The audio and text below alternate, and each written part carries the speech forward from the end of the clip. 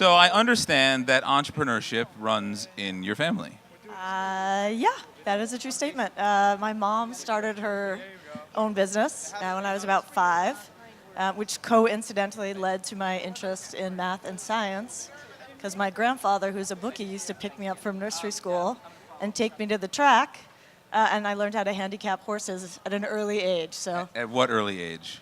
about 6. Yeah. So you got Garden really. State Racetrack, people. What kind of business did your mother have? My mother did a conference planning and association management business, and she still runs it today in her early 70s. I would advise against the events business. So, and your father has a background in computer engineering, right? Yeah, that is true. I was just telling this story to one of the guys in our team earlier this week. My dad got his master's in computer engineering at Wharton the first year that they gave them. They ran UNIVAC machines that were on 2 floors with a half a floor in between them for cooling. So unlike most people of my substantive years, I grew up with a computer in my house in the 70s. And yet you did not pursue the computer engineering trade. I didn't, although I was a bit of a math and science geek. I went to the High School of Engineering and Sciences in Philly, and was a physics major undergrad. So I feel like it's always been a theme in the work that I've done, and I started out mostly doing data and analytics work. And what was your first job out of school? My first job out of school, I was an assistant at a literary and entertainment agency, which is basically like being an indentured servant. And things have changed quite a bit since then, right? Right, IBM, yeah. Citigroup, E-Trade, and now Jet. That's on the right. board of Choice Hotels. Let's talk a little bit about how you ended up at Jet. But first, you've been in some pretty substantial, larger companies, right? So the culture at a place like BlackRock and Citi, and even an IBM, I would think is a lot different than a place like Jet. Yeah, I mean, I do think that is true. And the culture at Jet is something we take very, very seriously. I mean, as part of like why people love working there. I actually think in large companies, what ends up happening, though, it's like living in a big city. You make a small community around you. And I was always attracted to parts of organizations in bigger companies that were very entrepreneurial and transparent and open. But I think being able to sort of build an entire organization with those kinds of values was one of the things that was so appealing to me, and I think most of the people who work there. So I think there's a lot of people here who, we have a great representation of entrepreneurs, but there's also people who are looking to break into the tech industry. And what would you having a more somewhat traditional career path? Extremely traditional. We can just say it. It's not extremely traditional career shameful. path of glorious success, but a very traditional. What would you say to people who are thinking about breaking into tech, and why, how they should look at that, and why it might be a safe move for them? Yeah, I mean, oh, look, there's a whole Jet crew in the front row. Hey, thank you. Wow. I would just say, run, don't walk to do it. It is a great time to work in tech, particularly in New York. But I also really think it's not really that risky. I think people have often sort of like confused difficult with risky, and I don't think those are the same things at all. Well, you happen to be at a place that's highly funded. Yes, that is helpful. That's de-risked it quite a bit. That has absolutely de-risked it From quite an a bit. employee point of view. Yeah, I guess that is true. I guess I think about it a little bit differently, which is you probably couldn't pick a riskier place to work in terms of job security than working at Citigroup from 2000 to 2010, which is where I worked. Funnily, when my daughter was maybe in 3rd grade, I went to like a career day at her school, and each kid had to introduce their parent by saying what they did. And mine introduced me by saying, goes to meetings and fires people. So that's pretty risky. And you had said you guys recently had Bring Your Mom to Work Day at Jet. We did. And what does she describe that you do? My mom said basically, She does a little bit of everything. And then when I explained to her what I actually did, she was like, I still have no idea what that means, but you can tell me later. Yet she's one of your top shoppers. She is one of our top shoppers. She loves the extreme savings and value on jet.com. Promotional offer now, so please go check it out. Just in case you're unaware, Jet, as one of our sponsors, is giving people a promotional offer as a credit and discount on their next order, so thank you for that. I would think that as the chief customer officer, you had something to do with that. Yes, shop early and often, and shameless plug, particularly if you're an engineer, come by our booth. It's right over there. If you pass a coding challenge, you can skip a step in our interview process. So in case you missed that, you can fast track the job hiring process. That is correct. By going over there to the Jet Recruiting Bar and Lounge, which sounds like the best place ever to be recruited. That is a true statement. And then get hired more quickly than you would if you go through the direct channels. All true. That sounds like a pretty good deal. Yeah.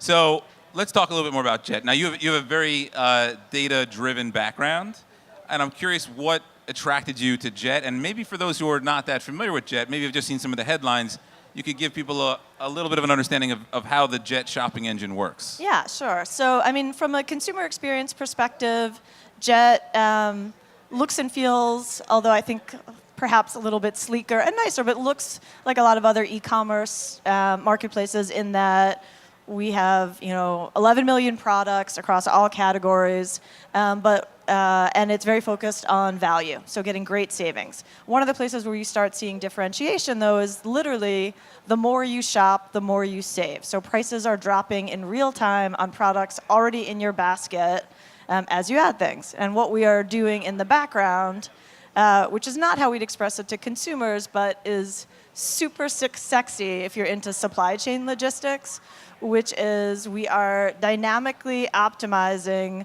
the suppliers in the background to get to fewest number of packages, shortest shipping distance, and then passing along the incremental variable supply chain cost reductions to consumers in the form of savings. That is not how we say it in our ads, by the way. But you guys all look really smart. Geniuses here. So is it reasonable to say that if I were to buy this chair from Jet, and then I were to add this couch to my order, and you realize that this couch was in the same warehouse, you'd say, you know what, the fulfillment cost of adding this couch to the order is less, so therefore we were going to pass the savings on to the customer. That is correct. When you buy things that ship together, it costs you less. And hey, if you use a debit card instead of a credit card, we'll add that savings to the order. That is true. And if you waive your right to a free return, that will cost you less. And if you buy 4 chairs, I love this chair. I'm curious on some of the data. What percentage of people do you find figure this out? Like how many people, for instance, are waiving their right to return? Oh, it's actually, well, I'll give you a great stat that I think is actually pretty meaningful. If you look across typical e-commerce sites, the use of debit is about 33 to 35% ballpark. On Jet, it's about 55 to 57%. Right? So we're really shifting consumer behavior, and I actually was a little suspect, do our folks just over-index on debit usage across the board, and so there's bias in the base? But there isn't. They look like everybody else on the internet, but by giving them signals in the experience of how to save more money, they are taking advantage of it. And just so people are clear, those, we're all very used to paying with a credit card or a debit card and not thinking much of it, but as a merchant, when a customer pays with a credit card, it's approximately a 3% transaction fee. When they pay with a debit card, my understanding is approximately a 1% transaction fee. It depends on your deal, but yes, right? It's substantively less. And 3/4 of a point, right? But around that neighborhood, right? So this is a critical area where you could add that approximate 2% or so savings back to the consumer. We give them 50 basis points. Or 50. Oh, you give them 50 basis points. Yeah. That's 0.5% for those of you who don't speak in basis points. So I was doing well until my fake math. So what are some of the most interesting tech challenges, right? You guys have a massive infusion of capital, an infusion of people, also an infusion of space, by the way. There are offices right behind us here in Hoboken. So, but from a tech point of view, what are some of the interesting tech issues? Well, I think there are a couple of things. One, we are consuming just a massive amount of data and doing that in an event-driven architecture. And so that is actually a really thorny, interesting challenge unto itself. Two, we talked about the fact that as you're building your cart in real time, we are dynamically repricing that whole, think about that and actually still wanting to have fantastic performance from a consumer perspective, so dealing with the latency issues there. And then third, probably the most interesting thing is when you think about the volume of SKUs, just thinking about like the smartest possible search outcomes interacting with real-time pricing. And although, this is motherhood and apple pie, we are, of course, a mobile-first organization. So bringing all of this complexity to life through both native and mobile web are critical to what we're doing. So again, any iOS developers in the audience or Android developers, booth is right there. And so beyond the tech challenges, what makes Jet an interesting place to work? It's probably the largest collection of smart people I have ever worked with that really holds to the no douchebag rule. Like, it is a really vital part of our screening of employees. And it's just actually like, I laugh a lot at work every day, and I learn a lot at work every day. And we are gonna, transform e-commerce, which is not a small thing. Not a small thing. There's a lot of people who, there's a lot of eyes on Jet. There's a lot of people who see that Jet's raised, is it $600 million now? Approximately, more? Whatever it is, a lot of money. And some people, I think, rooting for massive success. And I wonder if you find that there are sometimes people who seem to be rooting in the other direction. Yeah, there are one or two publications that seem to have specifically tried to take a contrarian point of view on Jet. And, haters are going to hate. But I would say for the most part, we are largely perceived in the, sort of rock, paper, scissors of e-commerce as the David to Amazon's Goliath.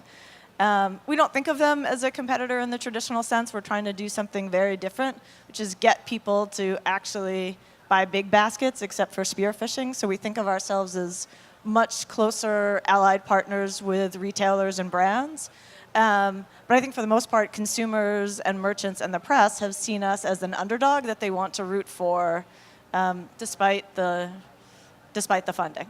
So being so data-driven, I would love if you could share something that surprised you in a positive way about some of the consumer experience, and something that surprised you maybe in a, maybe not a negative way, but something that you were disappointed with the results on. Yeah, sure. I think one of the things that surprised me in a positive way was, and this goes a little bit to your question earlier, is how quickly people started actually figuring out the gamified pieces of the experience. So even early days when we looked at conversion rates and what we call smart items, those are basically things that will ship together or have savings when bought together, doubled and tripled at second and third item, and even more so when you get to fourth or fifth item. So they kind of got that piece really, really quickly, which was great.